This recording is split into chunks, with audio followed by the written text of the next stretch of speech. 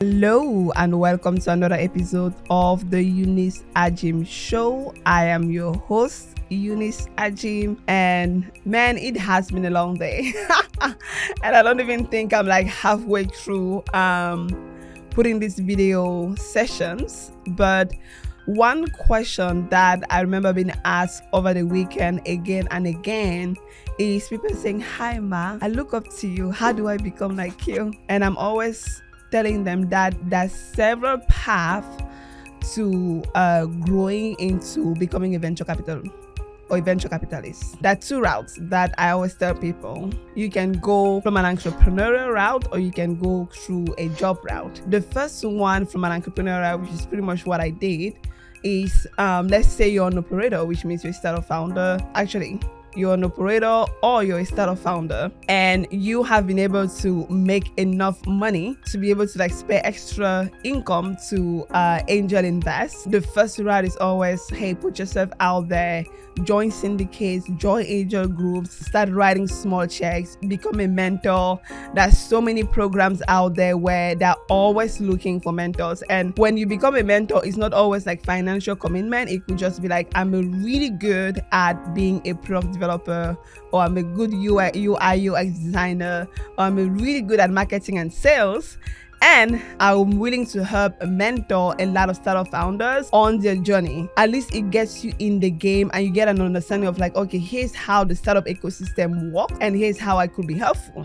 If you're past the mentor stage and you can actually write checks, I would really highly recommend that you start writing small check sizes, anything between $500 to $1,000. And if that is out of your league, I would say go the corporate route. And if you have absolutely zero background, this particular person comes from an investment banking background, and I've even seen people coming from like a marketing background. For example, when I hired one of my employees, Blessing, she came from a marketing background. She was just really good at growth marketing, and she went through a program called Dream VC, and I decided that I was going to hire her. Like I've mentioned in some of my other videos, like we are big at marketing at Ajim Capital, and I think her skill sets plus the fact that she had gone out of her way to like learn the foundation of like being part of a venture capital fund, running a VC, understanding like how due diligence work, how to like find deal flow, how to analyze the company and all the likes. It made it easy for me to like make that decision to like bring her on board. So not everybody in the venture capital space is always on the investment side. We have people that are typically like head of platforms where they're big on like just community building. We have social media strategies, and if you're in a big organization, we even have VCs where they build like a full-blown team of product, software engineers, marketing people, sales people to be able to like help their portfolio companies. But if that's not the route you want, you maybe want to go into an investment round, which means you want to get into either becoming an associate or an analyst and then growing and working your way to the top to a principal or a VP and then becoming a partner. I will say join a program, especially if you're like a minority or like an underrepresented person. I would say join programs that are out there to help you break into VC. As of off the top of my mind, we have programs like Dream VC that is very focused on the African tech ecosystem. We have Going VC, we have Included VC, and there's so many other that I can't even think of right now that are out there dedicated to help underrepresented and minority people break into the venture capital space. Typically, when you're going through those programs, it gives you a good understanding of just going through the foundational stuff, right? So like things like jargons, like what is a cap table, right? Like what is deal flow? How do you find the best deal flow? How do you analyze a company? How do you make investment decisions? How do you collaborate with other VCs? Like all of these different things are like super valuable information that you normally wouldn't be able to like learn that on your own. When you're past that stage, typically a lot of those programs at the end of the graduation, they help you into getting a job. So they typically introduce you to a lot of other VCs, and you can get a job as an associate or as an analyst and just work your way to the top. That would eventually take a couple of years, but eventually you can become a venture capital VC, either like a partner or something else. I think I just broke the rules. I did not follow any of those paths. Maybe a little bit of the angel investment, but typically, like, it's not very common for people to just like finish angel investing and then boom, they launch a VC firm. I think for me, I just had a lot of confidence. And like I mentioned, I said that I will go out there and I'll build a brand around investing in a targeted market and in a very specific thesis that I was excited about.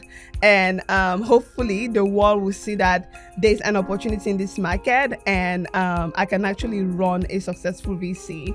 And I think that's really what worked for me. So but it's not cheap.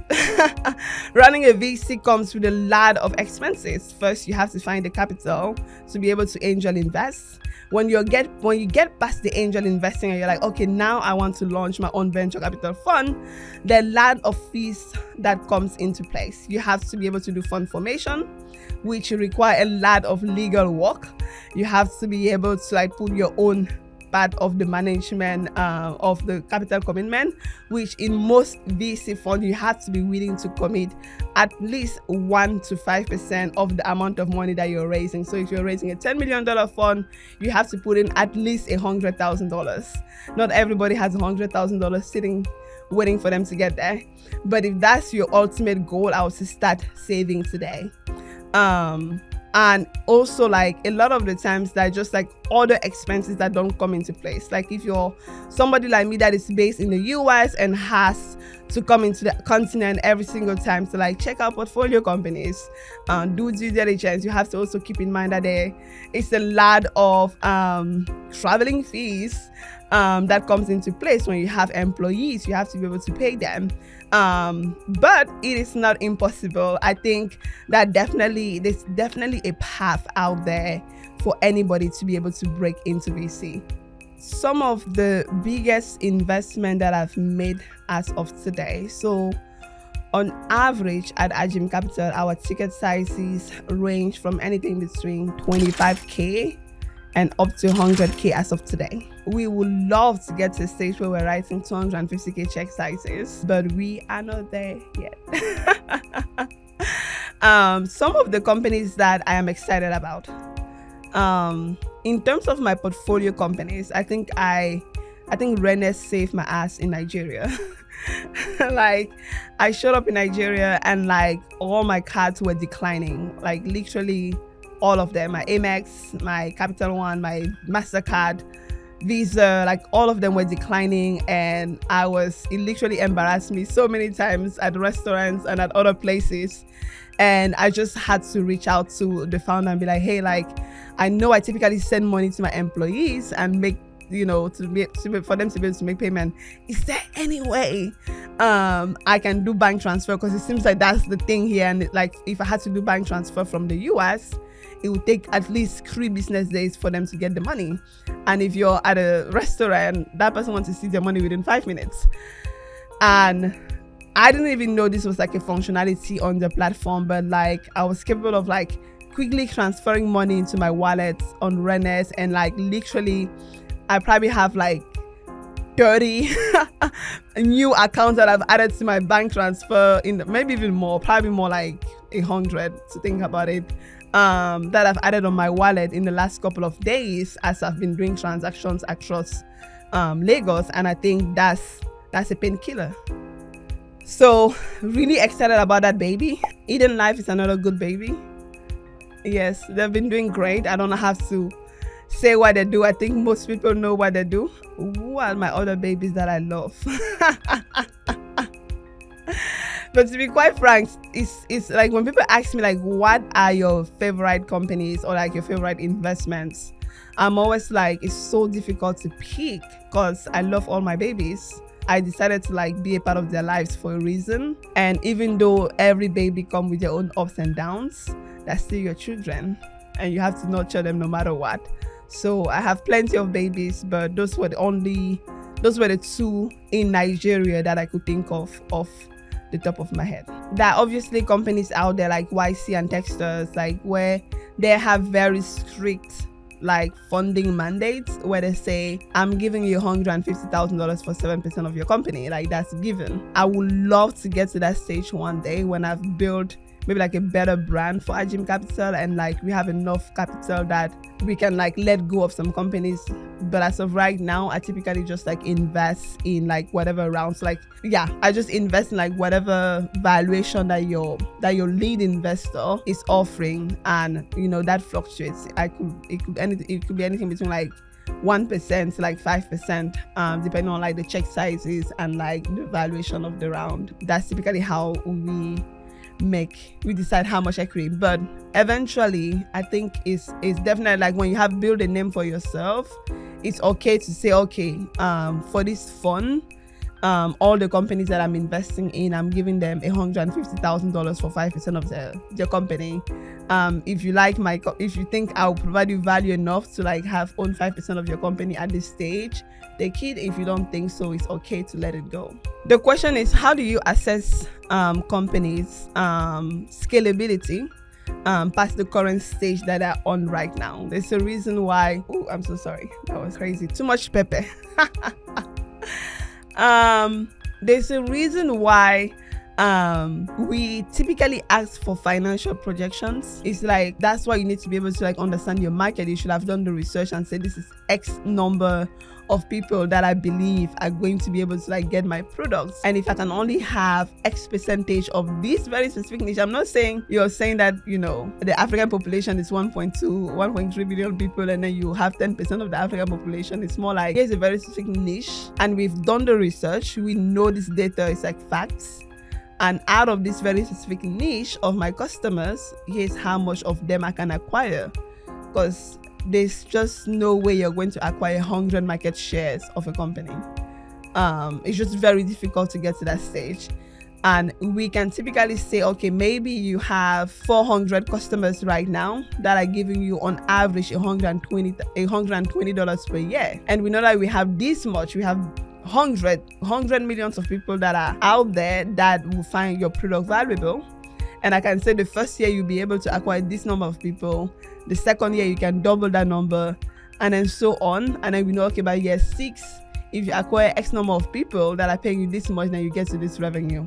But it's a lot of like mathematics that goes in the back end to be able to like, I don't even know if it's mathematics or something else, but like there's a lot of analysis that we look to be able to see, okay, I think this is a scalable business. I mean, over the last couple of days, I've been pitched all kinds of businesses. I mean, jewelry businesses, manufacturing businesses, biotech, like everything. And I unfortunately can invest in those because I can see the scalability beyond what they were offering at the moment. And sometimes I might be wrong, sometimes I might be right. But you just pick your battles. And also, like, when you're raising a fund, there's something that we call the thesis. It's pretty much your Bible. In your Bible, we have the LPA and the PPM. And in those documents, you write exactly the kinds of companies you're going to be investing in.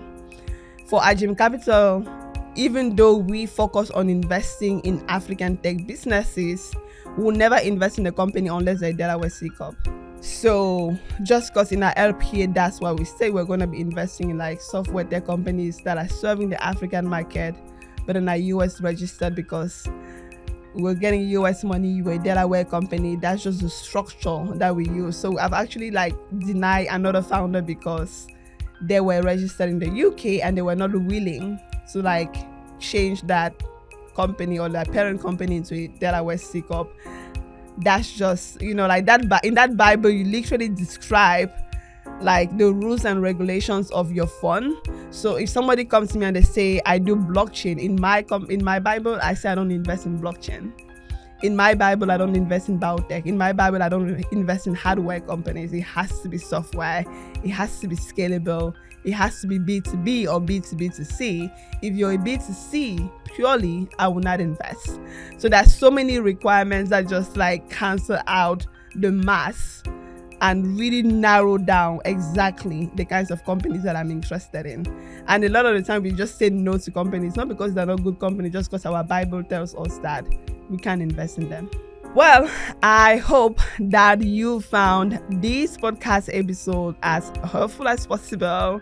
And until next time, you better be having or living your African dream. Have a blessed day.